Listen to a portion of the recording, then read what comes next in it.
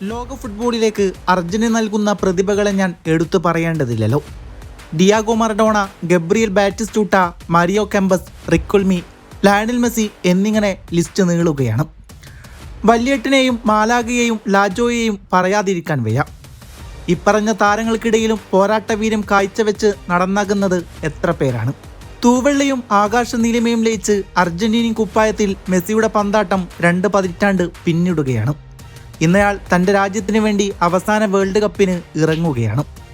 Messi നടന്നകലുമ്പോൾ ടീമിൽ അവശേഷിക്കുന്ന ആ വിടവ് നികത്തുക എന്നത് അസാധ്യമാണ്. എന്നിരുന്നാലും അർജന്റീനയ്ക്ക് പിടിച്ചു നിൽക്കണം. അതിനുവേണ്ടി സ്കലോണിക്ക് തൻ്റെ ഓരോ പടക്കോപ്പുകളെയും പരീക്ഷിക്കേണ്ടി വരും.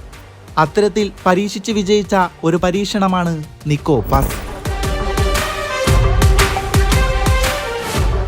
2026 വേൾഡ് കപ്പിൽ ഫുട്ബോൾ പണ്ഡിറ്റുകളുടെ പ്രധാന നോട്ടം നിക്കോയിലാണെന്നതിൽ സംശയമൊന്നുമില്ല. മെസ്സിയെ കണ്ടുപിടിച്ച ബാല്യമായിരുന്നു. മെസ്സി നിയലിക്കുന്ന കളിശൈലിയാണ്.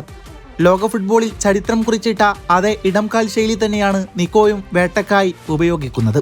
കാനറി ദ്വീപുകളിലെ മനോഹരമായ തീരപ്രദേശമായ സാന്താക്രൂസ് ഡി ടെനറൈഫിൽ 2004 നിക്കോ പാസ് ജനിച്ചത്. അർജന്റീനയുടെ മുൻ രാജ്യാന്തര താരം പാബ്ലോ പാസിന്റെ മകനായി ജനിച്ച നിക്കോക്ക് ഫുട്ബോൾ എന്നത് രക്തത്തിൽ കലർന്ന ലഹരിയായിരുന്നു. തൻ്റെ പിതാവ് ഫ്രാൻസിൽ നടന്ന 1998 ഫിഫ ലോകകപ്പിൽ രാജ്യത്തിനു വേണ്ടി കളിച്ചതിൻ്റെ വീരഗാഥകൾ കേട്ടുവളർന്ന നിക്കോ വളരെ ചെറുപ്പത്തിൽ തന്നെ പന്തിനോടുള്ള തൻ്റെ പ്രണയം പ്രകടമാക്കിയിരുന്നു.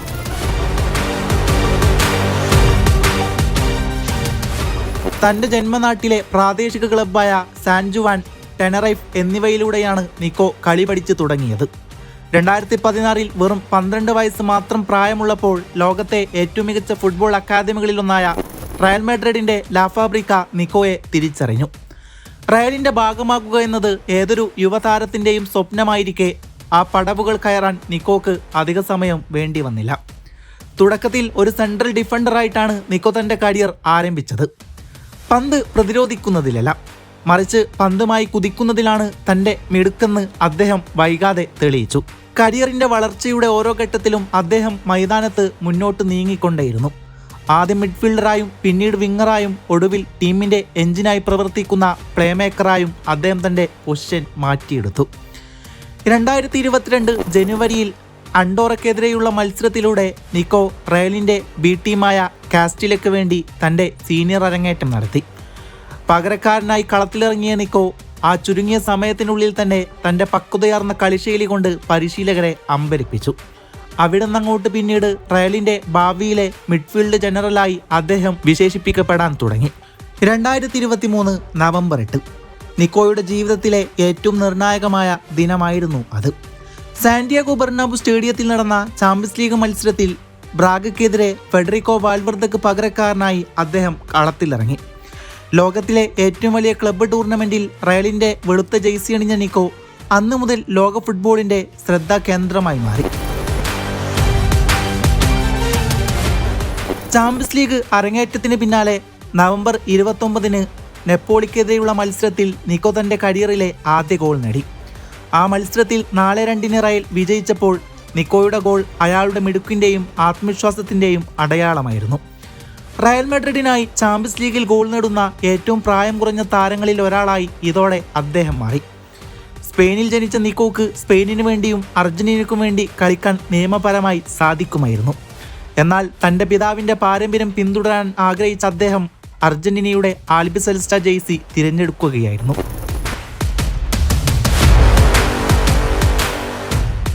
2022 മാർച്ചിൽ സ്കലോണി അദ്ദേഹത്തെ സീനിയർ ടീമിലേക്ക് വിളിച്ചത് സ്വപ്നങ്ങളുടെ ആദ്യ പടികളായിരുന്നു.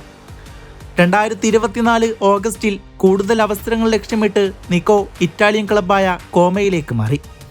6 മില്യൺ യൂറോ എന്ന തുകക്ക് 4 വർഷത്തെ കരാറിലാണ് അദ്ദേഹം ഒപ്പുവെച്ചത്.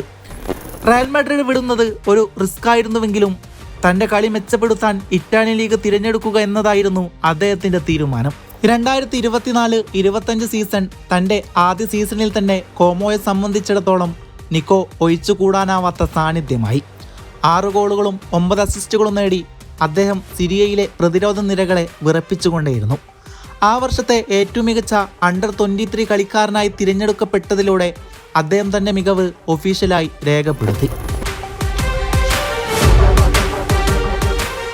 2025 ഓഗസ്റ്റിൽ ഇംഗ്ലീഷ് പ്രീമിയർ ലീഗ് ഭീമന്മാരായ ടോട്ടൻഹാം ഹോട്ട്സ്പർ 50 മില്യൺ യൂറോയുടെ ഒരു മെഗാ ഓഫർ നിക്കോക്കായി കോമയ്ക്ക് മുമ്പിൽ വെച്ചു. എന്നാൽ നിക്കോയുടെ പ്രാധാന്യം മനസ്സിലാക്കിയ ക്ലബ്ബ് ആ ഓഫർ നിരസിക്കുകയായിരുന്നു. ഇത് അദ്ദേഹം ഒരു ടീമിന് എത്രത്തോളം വിലപ്പെട്ടവനാണെന്ന് കാണിക്കുകയാണ്. 2025-26 സീസണിൽ കോമോ തങ്ങളുടെ വിശ്വസ്തനായ താരത്തിന് 10ാം നമ്പർ ഷർട്ട് കൈമാറുകയാണ്. ഫുട്ബോളിൽ നമ്പർ 10 എന്നത് വെറുമൊരു അക്കം മാത്രമല്ല, മറിച്ച് ടീമിന്റെ കളി മെനയുന്നവന്റെ ഉത്തരവാദിത്തമാണ്. ലാസിയോക്കെതിരെയുള്ള ആദ്യ മത്സരത്തിൽ തന്നെ ഒരു ഗോൾ നേടുകയും അസിസ്റ്റ് നൽകുകയും ചെയ്തുകൊണ്ട് ആ ജേഴ്സിയുടെ മഹത്വം അദ്ദേഹം കാത്തുസൂക്ഷിച്ചു. തുടർച്ചയായ മത്സരങ്ങളിൽ ജനോവയ്ക്കും ക്രെമോണിസിനുമെതിരെ ഗോൾ നേടിയ നിക്കോ ഫിയോറന്റീനയ്ക്കെതിരെയുള്ള മത്സരത്തിൽ നിർണായക പങ്ക് വഹിച്ചു. സെപ്റ്റംബർ മാസത്തിലെ സിരിയയുടെ റൈസിംഗ് സ്റ്റാറായി തിരഞ്ഞെടുക്കപ്പെട്ടതോടെ അദ്ദേഹം ഇറ്റലിയിലെ സൂപ്പർ താര പദവിയിലേക്ക് ഉയരുകയായിരുന്നു. 1952 ശേഷം ആദ്യമായി കോമോ യുവന്റസിനെ പരാജയപ്പെടുത്തിയപ്പോൾ അതിൻ്റെ പിന്നിലെ പ്രധാന പങ്ക് നിക്കോയുടേതായിരുന്നു. ഒരു ഗോളും അസിസ്റ്റുമായി അദ്ദേഹം ചരിത്ര വിജയത്തിൽ നിർണായക സ്ഥാനം അലങ്കരിച്ചു. വലിയ ടീമുകൾക്കെതിരെ സമ്മർദ്ദമില്ലാതെ കളിക്കാനുള്ള അദ്ദേഹത്തിൻ്റെ കഴിവ് ഇവിടെ പ്രകടനമായി. അർജന്റീന അണ്ടർ 20 ടീമിൽ തിളങ്ങിയ നിക്കോയെ 2022 ലോകകപ്പിനുള്ള 48-അംഗ പ്രാഥമിക പട്ടികയിൽ ഉൾപ്പെടുത്തിയിരുന്നു. കിരീടം നേടിയ ടീമിൽ അംഗമായില്ലെങ്കിലും മെസ്സിയുടെയും സംഘത്തിൻ്റെയും ഭാഗമായി പരിശീലനം നടത്തിയത് അദ്ദേഹത്തിന് വലിയ ഊർജം നൽകി. ബൊളീവിയക്കെതിരെയുള്ള ലോകകപ്പ് യോഗ്യതാ മത്സരത്തിൽ നിക്കോ തൻ്റെ സീനിയർ അരങ്ങേറ്റം നടത്തുന്നുണ്ട്. അർജന്റീന 6-0 ജയിച്ച ആ മത്സരത്തിൽ തൻ്റെ ഫുട്ബോൾ ഹീറോ ലയണൽ മെസ്സിയുടെ ഗോളിന് അസിസ്റ്റ് നൽകിക്കൊണ്ട് നിക്കോ ലോകത്തെ വിസ്മയിപ്പിച്ചു. പിന്നീടുള്ള യോഗ്യതാ മത്സരത്തിലെ 31-ാം മിനിറ്റ് നിക്കോയെ വീഴ്ത്തിയതിന് റെഫറി ഫ്രീ കിക്ക് വിധിക്കുന്നു. കിക്കെടുത്ത നിക്കോക്ക് പിഴച്ചില്ലായിരുന്നു. മെസ്സി ഡെഗോട്ടിലിരിക്കെ അയാൾ ആ കർത്തവ്യം വളരെ ഭംഗിയായി നിറവേറ്റി. അയാൾ മെസ്സിയെപ്പോലെ തന്നെയാണ്, ആരാധകർ ഒരേപോലെ പറഞ്ഞു. മത്സരശേഷം തൻ്റെ ഗോൾ മെസ്സിക്ക് സമർപ്പിക്കാൻ അയാൾ മറന്നില്ലായിരുന്നു. ഇതുവരെ അർജന്റീനയ്ക്ക് വേണ്ടി 2 ഗോളുകളും 2 അസിസ്റ്റുകളും താരം സ്വന്തമാക്കി. ലാലിഗ കിരീടം, ചാമ്പ്യൻസ് ലീഗ്, സൂപ്പർ കോപ്പ എന്നീ നേട്ടങ്ങൾ റയൽ മാഡ്രിഡിൽ നിന്ന് ലഭിച്ചപ്പോൾ വ്യക്തിഗത മികവിനുള്ള പുരസ്കാരങ്ങൾ ഇറ്റലിയിൽ നിന്ന് അദ്ദേഹത്തെ തേടിയെത്തി. സിരിയെ ടീം ഓഫ് ദ സീസൺ ബഹുമതി അദ്ദേഹത്തിൻ്റെ സ്ഥിരതയുടെ തെളിവാണ്.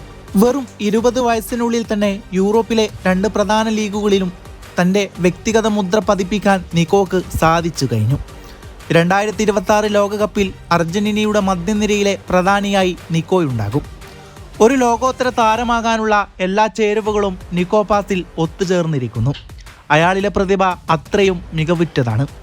ഫുട്ബോൾ ലോകം ഇനി കാതോർക്കുന്നത് നിക്കോ പാസ് എന്ന അത്ഭുത ബാലൻ സൃഷ്ടിക്കാൻ പോകുന്ന ആ ചരിത്രങ്ങൾക്കായാണ്.